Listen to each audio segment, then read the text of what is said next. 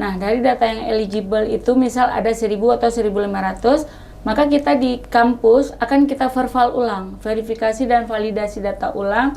Kita mencocokkan data. Jika ada kesempatan untuk verifikasi lapangan, maka kita verifikasi lapangan. Itu verifikasi lapangan itu nggak berarti kita ke rumah dia, gitu kan? Bisa jadi kita ke kepala desanya, atau ke tetangga dia, atau orang-orang yang mengenal dia. Bisa jadi seperti itu, karena kalau verifikasi lapangan harusnya seperti itu, bukan ke rumah dia, langsung kita datangin. Nah, gitu. Malah pernah ada yang suka berbohong ya, dan itu kita bisa lihat. Waktu kita telepon, halo di mana gitu, ini kami dari Malikusala yang mau verifikasi KIP, itu bukan ke rumah dia yang dibawa, malah dia bawa ke rumah tetangganya atau saudaranya yang memang rumahnya itu rumah kurang mampu gitu. Dan itu ketahuannya terakhir setelah kita ke rumah dia, kita tanya-tanya lagi ke tetangga atau ke kepala desanya. Di situ ketahuan bahwa itu bukan rumah dia. Jadi yang mau saya bilang di sini, jangan sekali-sekali suka berbohong seperti itu. Karena sekecil apapun hal yang kita bohong pasti akan ketahuan juga gitu. Benar.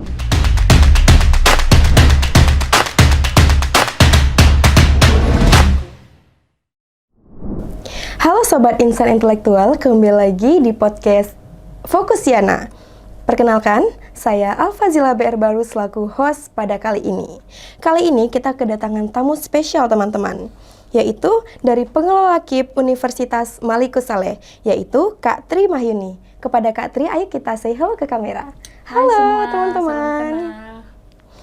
Nah Kak, kali ini kita akan membahas terkait KIP kuliah. Sebelum jauh-jauh kemana-mana nih Kak, boleh nggak Kakak jelaskan apa sih KIP kuliah itu dan seberapa besar atau seberapa penting KIP kuliah bagi calon penerimanya? KIP kuliah adalah beasiswa yang diberikan oleh pemerintah melalui Kemendikbudristek dan disalurkan melalui PPAPT, Pusat Pembiayaan Asesmen Pendidikan Tinggi. Yang diperuntukkan untuk siswa yang akan melanjutkan pendidikan ke perguruan tinggi negeri dan swasta di seluruh Indonesia. Oke Kak, untuk persyaratannya, ada nggak sih Kak persyaratan yang mungkin bisa diikutin ataupun bisa diarahkan kepada adik-adik kita? Untuk adik-adik yang masih SMA, yang terutama kelas 3 SMA yang akan mendaftar SNPMB tahun 2026 ini, juga bisa mendaftar melalui beasiswa KIP kuliah. Jadi persyaratannya itu yang pastinya merupakan lulusan tahun berjalan atau maksimal 2 tahun terakhir. Kemudian dia punya potensi akademik yang baik dan merupakan dari keluarga yang terdata di Datasen atau Data Tunggal Sosial Ekonomi Nasional dari Desil 1 sampai dengan Desil 4. Kemudian yang pastinya dia lulus seleksi SNPMB nanti. Jadi ada SNBP dan SNBP. Iya. Selanjutnya nih Kak, masih banyak teman-teman kita yang bingung proses pendaftaran KIP kuliah. Gimana sih Kak proses pendaftarannya? Sebenarnya mudah ya. Banyak siswa-siswa SMA itu yang udah Gen Z sekarang ini kan sudah lebih gercep dengan teknologi ya. Iya, benar serba sekali. digital dan lebih gercep, jadi udah paham. Dan ada juga beberapa dari teman-teman SMA itu yang nggak paham gimana proses mendaftarnya, dan ramai juga yang nge-DM kita gitu kan. Jadi yang perlu dilakukan itu mereka punya email aktif, kemudian mereka buka situs KIP Kemendikbudristek.go.id, kemudian dia klik menu daftar, menu daftar, nanti input di situ dia akan meminta NISN dia, nomor induk, kemudian NPSN, kemudian akan meminta NIK, karena NIK itu nanti yang akan mengoneksikan data dia ke data Dukcapil gitu. Kemudian setelah itu, setelah dia membuat akun mendaftar, nanti sistem KIP kuliah akan mengirim dia nomor pendaftaran dan kode akses.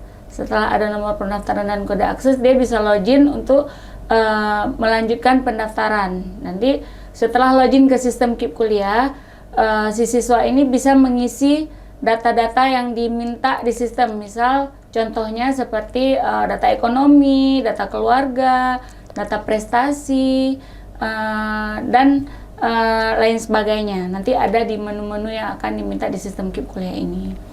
Kemudian jika nanti dia prosesnya akan berhasil, setelah berhasil, maka dia akan terakhirnya itu akan diarahkan ke menu pemilihan seleksi. Jadi menu pilih seleksi. Nah di sini akan ada nanti kalau di Unimal itu seleksi SNBP dan SNBT gitu. Oh, jadi seperti itu ya Bu prosesnya. Lumayan panjang ya Bu prosesnya. Jadi di mana sih Bu kita bisa melihat setiap detail prosesnya itu? Apakah ada kita bisa mencari di Google atau dari mananya Bu? Bisa nanti langsung aja, dia ada panduannya nanti di web KIP kemendikbudristek.go.id. Oh, berarti. Atau bisa juga, banyak sekarang orang yang buat konten di TikTok juga banyak mengenai panduan pendaftaran. Berarti kita tinggal search aja ya Bu, bagaimana sih cara mendaftar menjadi penerima KIP kuliah, seperti itu ya Bu? Saya rasa siswa-siswa sekarang Gen Z lebih gercep ya daripada benar sekali. Kita yang udah tua-tua ini lebih paham.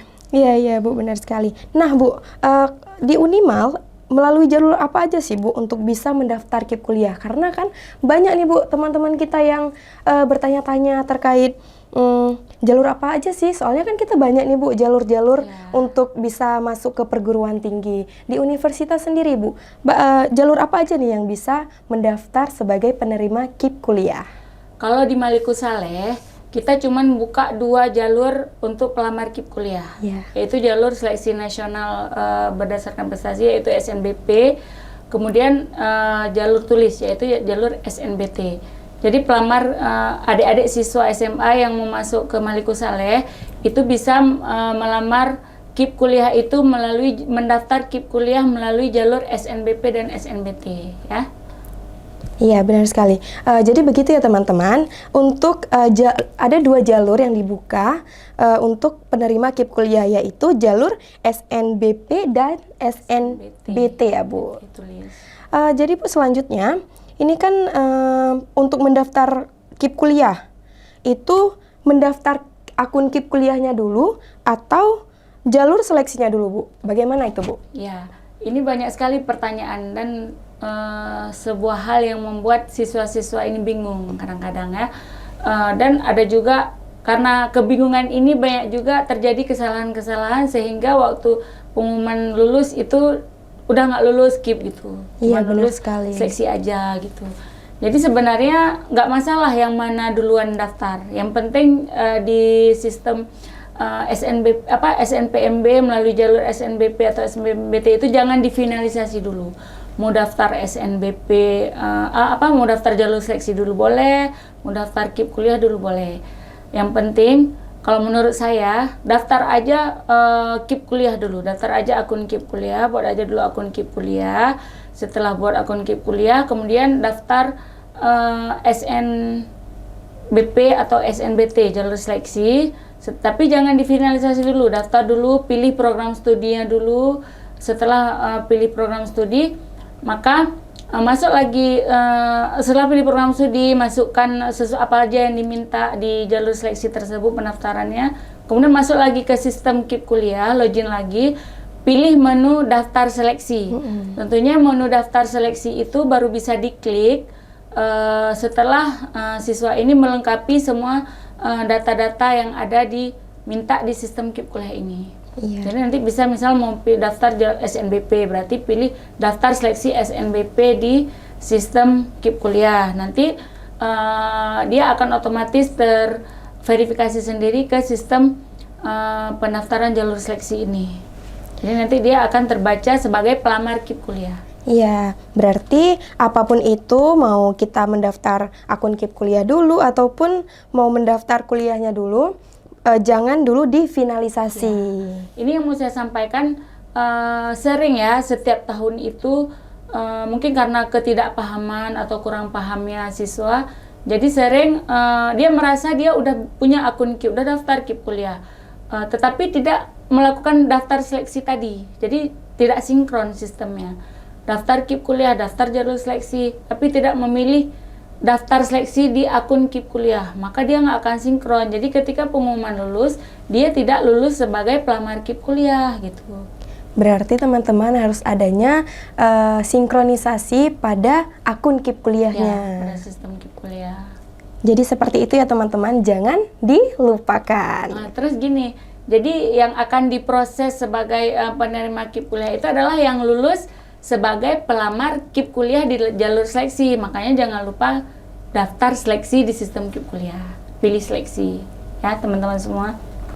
Oke, nah Bu, selanjutnya untuk tahun ini Bu, apakah sudah ada gambaran jumlah kuota, seberapa banyak sih jumlah kuota yang akan dibuka pada Universitas Malikus Saleh pada tahun ini? Ya. Jadi kuota penerima KIP kuliah itu diberikan oleh Kementerian melalui PPAPT, Pusat Pemberian Asesmen Pendidikan Tinggi. Dia akan diberikan kuota itu untuk mahasiswa baru itu setelah pengumuman kelulusan seleksi. Misal setelah pengumuman SNBP itu sudah ada yang lulus, misal yang lulus sebagai pelamar KIP kuliah, contohnya misal 2000. Nanti akan dibuka kuota misal 1000. Berarti dari 2000 yang lulus itu hanya ada 1000 kuota nih untuk jalur SNBP.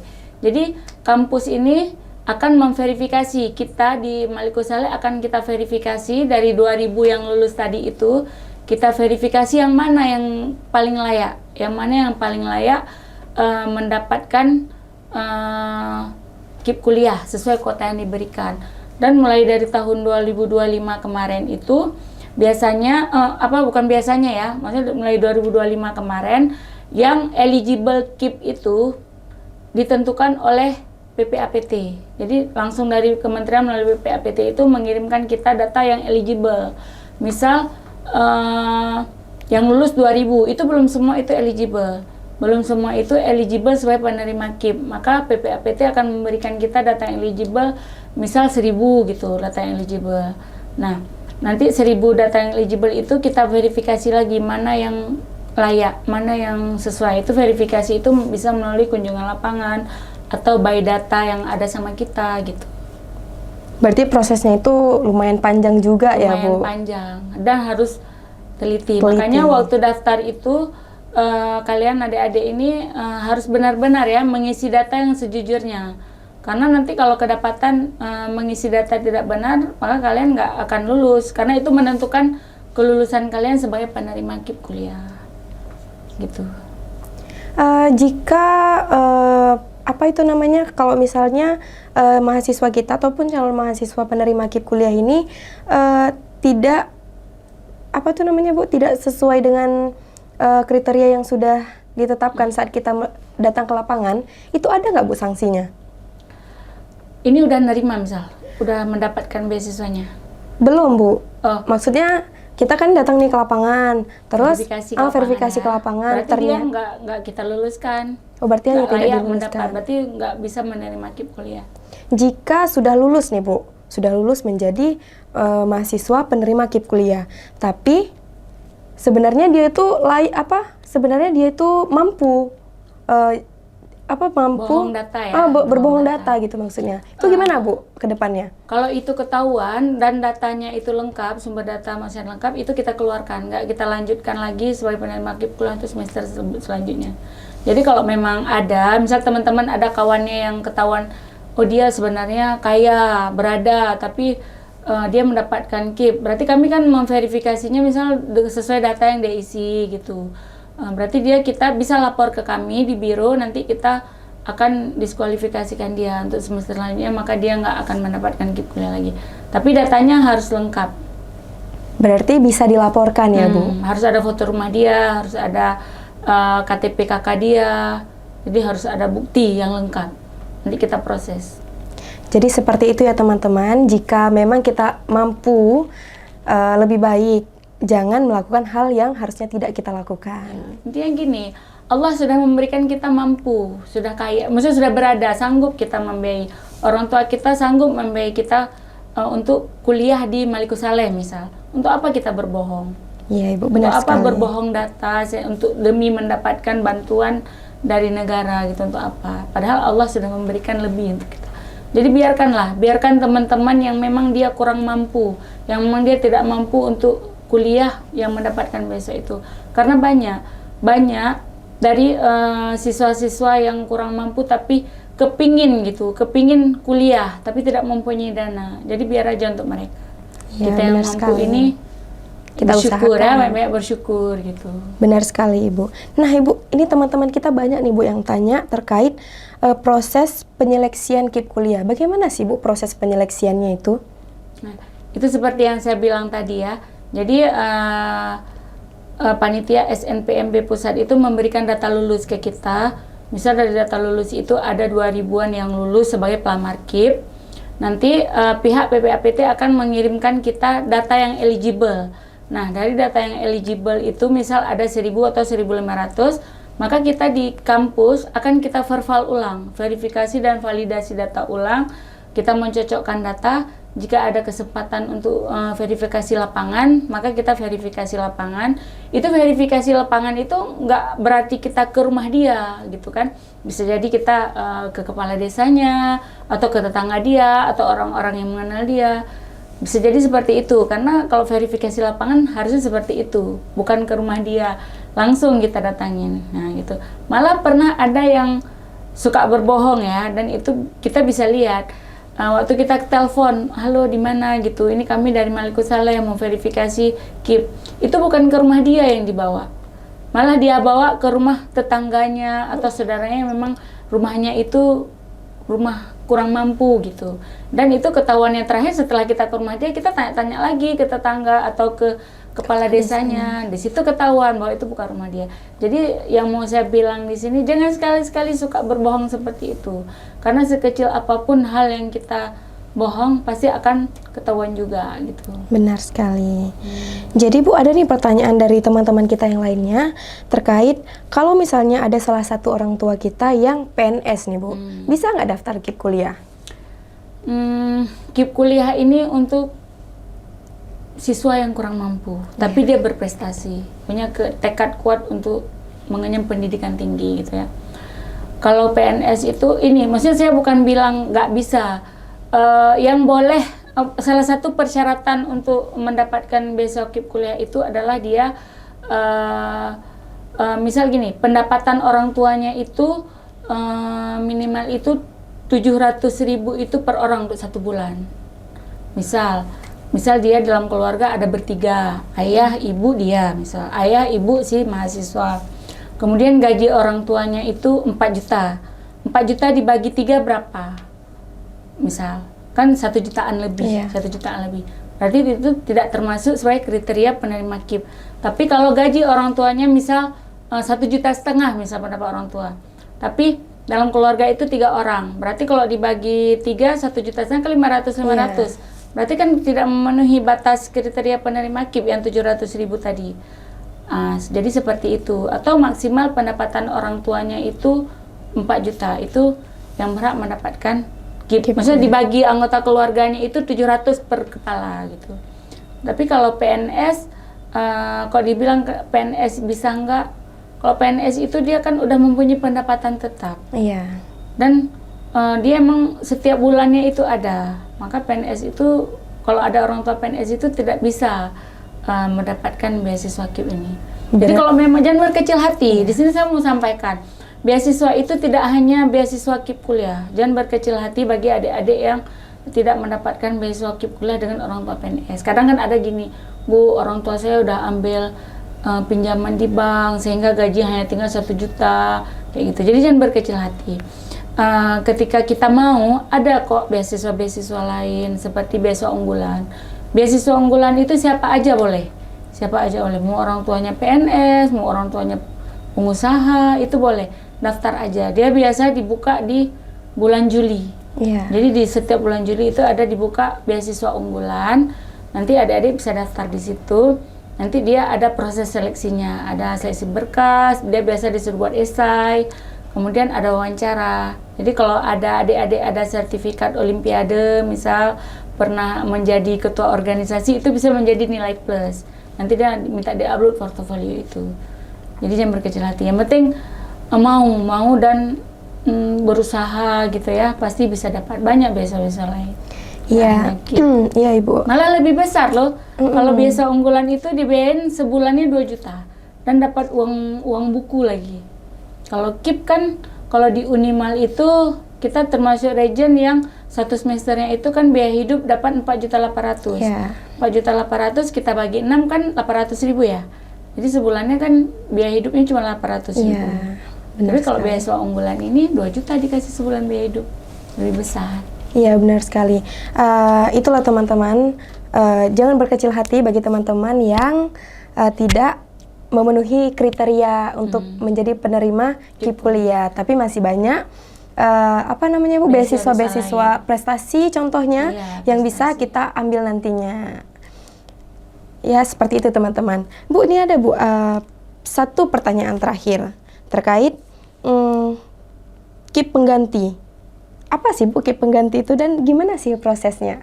Ya, jadi masih banyak ya yang DM saya, nge-WA masalah KIP pengganti. Ya memang mungkin teman-teman mahasiswa di Maliko Saleh kurang paham mengenai KIP pengganti. Jadi KIP pengganti itu ada, dia biasanya dibuka memang setiap semester ganjil. Setiap semester ganjil dia ada dibuka KIP pengganti. Dan syaratnya itu untuk mendaftar KIP pengganti itu sama ya. Berasal dari keluarga yang terdata di Datasen, yaitu data tunggal sosial ekonomi nasional Desa 1 sampai Desa 4. Dan kebetulan kalau KIP pengganti ini kita tidak umumkan secara terbuka gitu, karena kita KIP pengganti ini kan bisa digantikan jika ada yang keluar, jika ada misal ada kawannya itu dia nggak lanjut lagi kuliah gitu, keluar nggak kuliah lagi, sehingga kuota itu ada. Jadi itu bisa digantikan oleh temannya yang lain yang angkatan dan prodi yang sama. Itu bisa digantikan seperti itu. Cuman itu kuotanya itu kita kasihnya ke fakultas, ke setiap prodi. Jadi yang menggantikannya itu, yang memberikan pengganti itu adalah fakultas atau prodi. Jadi kalau adik-adik memang merasa berhak mendapatkan beasiswa KIP kuliah, lapor aja ke prodi. Bahwa Bu, kalau ada KIP pengganti nanti minta tolong dimasukin saya, karena saya mampu, karena maksud saya layak untuk mendapatkannya dan saya membutuhkannya gitu. Jadi lapor aja, nanti pihak prodi akan menyimpan data. Jadi ketika kami dari biro mengirimkan surat untuk meminta kuota pengganti, maka ada datanya gitu ya teman-teman semua. Jadi lapor aja ke prodi atau fakultas untuk KIP pengganti, dan itu biasanya dibuka di ganjil, setiap semester ganjil ya. Seperti ganjil kemarin itu proses KIP penggantinya itu di bulan November. Iya. Di November ya. Dan itu bisa hanya kalau ada yang keluar di prodi dan angkatan yang sama. Berarti ketika teman-teman kita ada yang berhenti kuliah atau tidak jadi mengambil KIP kuliah tersebut ya Bu, baru kita nanti bisa melaporkan kepada prodi ya, kepada prodi, lalu prodi akan memproses pada saat dimintai kuota tambahan. Jadi seperti itu teman-teman. Ada lagi Bu tambahan ataupun pengalaman-pengalaman yang tahun lalu yang bisa Ibu ceritakan sekarang? Jadi penerima KIP kuliah itu beraneka ragam, bermacam dari bermacam ini, dari bermacam kondisi keluarga. Ada yang memang benar-benar orang tuanya itu tidak memiliki penghasilan sedikit, misal dia anak yatim, misal yatim piatu malah, dan dia memang sangat membutuhkan dan punya tekad untuk kuliah. Ada yang seperti itu. Dan ada juga teman-teman kita mungkin karena dia datanya seperti kita bilang tadi ya, karena mengisi data yang tidak sebenarnya, dan kami verifikasi hanya berdasarkan data yang dia isi. Ada juga yang mungkin dia agak layak tapi mendapatkan kuliah. Jadi yang mau saya pesan seperti tadi yang saya bilang, jadi kalau memang mampu janganlah berbohong, biarlah teman-teman kita yang lain yang lebih membutuhkan mendapatkan beasiswa KIP kuliah. Kita yang mampu ini mampu dari segi finansial, mampu dari segi maksudnya mampu dari segi pendidikan, maksudnya gini, mampu untuk mendapatkan beasiswa prestasi, misal lamar aja beasiswa unggulan, nanti ada beasiswa BPI, beasiswa pendidikan Indonesia. Nanti teman-teman bisa ngeset di internet kok, beasiswa 2026 untuk S1 ya. jangan hanya pola pikir kita itu hanya di KIP kuliah, jangan seperti itu. Banyak beasiswa-beasiswa lain yang malah benefitnya itu lebih besar. Iya, ya, seperti beasiswa unggulan tadi. Itu. Bu, boleh nggak? Karena kan tadi itu pertanyaan yang terakhir, bisa nggak kita kasih ke teman-teman kita yang sedang memperjuangkan untuk menjadi calon KIP, satu aja pesan untuk mereka? Boleh. Memberikan mereka semangat dan motivasi apa ini, Bu? Ya. Jadi kesempatan untuk mendapatkan pendidikan ini bisa dimiliki oleh semua orang. Ya, di dunia ini semua orang itu punya kesempatan untuk mendapatkan pendidikan tinggi. Tidak hanya orang yang kaya, tidak hanya orang yang memiliki finansial tinggi. Kita dari keluarga kurang mampu, yang orang tua kita kurang mampu untuk memberikan kita pendidikan tinggi, kita juga punya kesempatan untuk itu. Ya, yang penting kita semangat. Pemerintah sekarang sudah menyediakan banyak bantuan untuk pelajar-pelajar Indonesia untuk mengenyam pendidikan tinggi. Salah satunya adalah beasiswa KIP kuliah. Jadi tetap semangat dan berusaha. Semoga teman-teman yang berjuang untuk lulus di perguruan tinggi negeri, terutama Maliku Saleh, bisa masuk dan keterima di Universitas Maliku Saleh tahun ini. Dan kita bisa berjumpa di Maliku Saleh, dan saya bisa memverifikasi data teman-teman sebagai pelamar KIP untuk bisa mengenyam pendidikan di Maliku Saleh dengan biaya dari pemerintah. Semangat ya! Baik Ibu, terima kasih banyak atas penjelasan dan insight yang sangat menarik dan membantu teman-teman kita. Dan semoga teman-teman informasi ini bisa menjadikan motivasi dan panduan bagi kita semuanya yang sedang berjuang melanjutkan pendidikan tinggi. Saya Alfazilah BR Barus selaku host pada kali ini, pamit undur diri. Sampai jumpa.